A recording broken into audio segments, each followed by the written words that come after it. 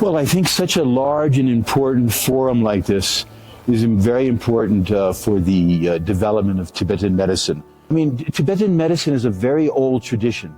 It has been helping Tibetans and other people for many, many centuries, if not thousands of years.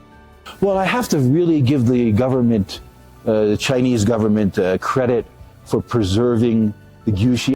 So the government is doing a tremendous job. They have collected medical texts from all over Tibetan regions over the last several years, thousands of texts. Oh, the conference actually helped with Tibetan medicine because it's international platforms. So this can integrate us and to share our opinions. See, the central government has helped a lot in developing the infrastructures as well as promoting the Tibetan medicine with along with the traditional Chinese medicine.